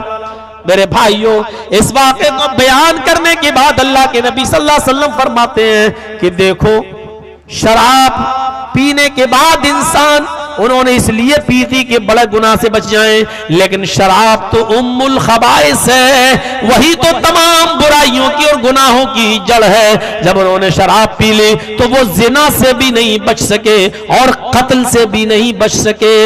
इसलिए आए समाज और मुआशरे में शराब पीने वालों, याद रखना, आज शराब नोशी की वजह से बहुत सी बुराइयां मुआशरे में जन्म ले रही हैं। आज चोरियां हो रही हैं तो इसलिए कि हमारे पास शराब पीने का पैसा नहीं है। आज जिनाकारियां हो रही हैं तो इसलिए कि हमारे पास शराब पीने का पैसा नहीं है। आज हमारे इस दौर में बहुत से बड़े बड़े और गलत गुनाह के काम जो हो रहे हैं, उसकी वजह यह है कि आज हम शराब की लत में माला पड़े हुए हैं। शराब ने बहुत सी बुराइयों को हमारे अंदर पैदा कर दिया है।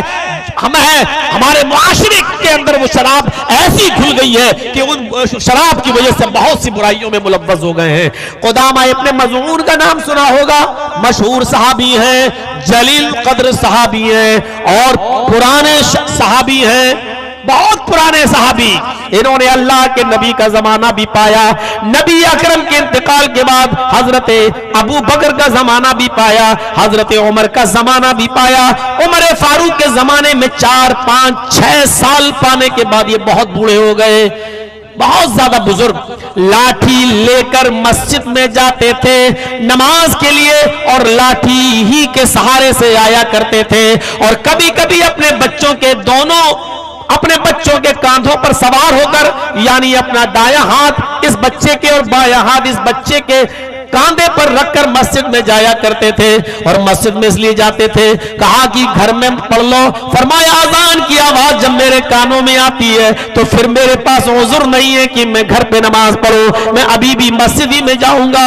वो अपने बच्चों के कांधों पर हाथ रखकर मस्जिद की तरफ जाने लगे। मेरे भाइयों, क़ुदामा इब्न मज़ऊन के बारे में जो चीज बताने जा रहा हूं, मुआशरे के लोगों सुनो, सुनने की कोशिश करो और शराब जैसी बदतरीन लानत को अपने मुआशरे से निकालो।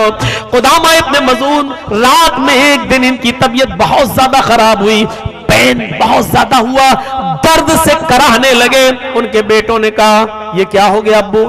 फरमाया, बेटे बहुत तेज दर्द हो रहा है। और दर्द ने उनका जीना महाल कर दिया। अब उस जमाने में कोई ऐसी टेबलेट भी नहीं थी जो फौरन आराम दे दे, सुन करने का कोई इंजेक्शन भी ऐसा नहीं था, कोई चीज नहीं थी। और इतना मॉडर्न जमाना नहीं था कि फोन कर दो तो डॉक्टर घर आ जाए। रात के अंधेरे में जब दर्द ने उनको निढाल कर दिया, दर्द ने निढाल कर दिया, तो हजरत क़ुदामा इब्न मज़ऊन के बेटों ने कहा, अब्बू घर में थोड़ी सी शराब रखी हुई है, मैं आपको वो शराब दे देता हूं, वो आप पी लीजिए। शराब पीने के बाद जब आपको नींद आ जाएगी तो कम से कम दर्द से छुटकारा मिल जाएगा। सुबह होने के बाद हम किसी अच्छे तबीब को और अच्छे डॉक्टर को दिखा देंगे आपको, अभी रात को किसी तरह काटिए।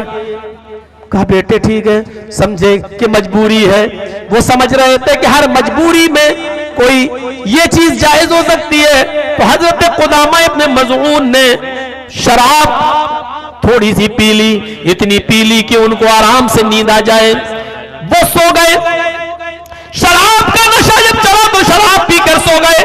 लेकिन शराब उन्होंने उस वक्त भी जब शराब हराम करार दे दी गई थी, अल्लाह के नबी के जमाने ही में हराम हो गई थी, और इन्होंने तो उमर फारूक के जमाने में पी ली। जानते थे हराम है, लेकिन पेट में या किसी ऐसी जगह उनके दर्द था जिसकी वजह से वो बेचारे अपने आप को बर्दाश्त नहीं कर पा रहे थे। बुजुर्गी का आलम था, इसलिए शराब पी ली कि नींद आ जाए, ये सोच करके मजबूरी है, चलो पी लेते हैं, सुबह किसी हकीम को दिखा देंगे। एक दो दिन ये बात छिपी रही और धीरे धीरे ये बात फैल गई, और ये बात हजरत उमर फारूक के कानों में पहुंची कि उमर फारूक रज़ियल्लाहु ताला अन्हु के कानों में आवाज गई। क़ुदामा इब्न मज़ऊन ने पेट के या किसी जिस्म के दर्द की वजह से उन्होंने शराब पी ली। क़ुदामा इब्न मज़ऊन को बुलाया गया, अपने बेटे के कांधों पर हाथ रखकर वो आते हैं। पूछा, क्या तुमने शराब पी थी? तबीयत खराब थी? कहा जी दर्द था जी, कोई हकीम नहीं मिला था, रात में कहां मिलेगा, इसलिए आपने शराब भी पी ली थी? फरमाया, हां मजबूरी थी। फरमाया, आए क़ुदामा इब्न मज़ऊन, तुम्हें 40 कोड़े मारे जाएंगे।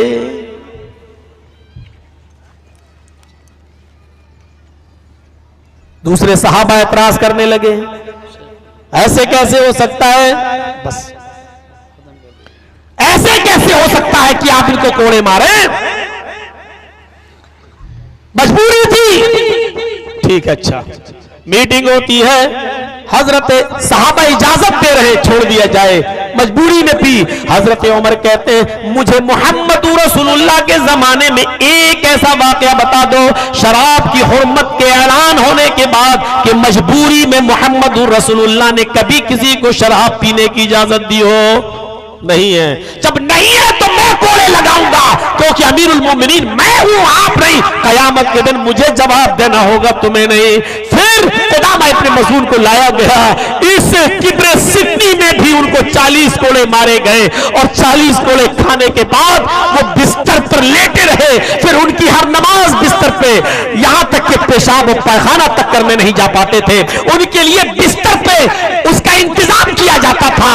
और फिर 40 कोड़े खाने के बाद मेरे भाई वो चंद ही दिन जिंदा रह सके, यहां तक कि उनकी आखिरी नमाज उसी बिस्तर पे हुई और उसी हालत में उनका इंतकाल भी हो गया। गौर करो, उमर फारूक ने इस उम्र में भी और पेट में दर्द होने के बावजूद भी उनको शराब पीने की इजाजत नहीं दी, और पी ली तो उनको सजा सुनाई गई। नौजवानों, इस मुआशरे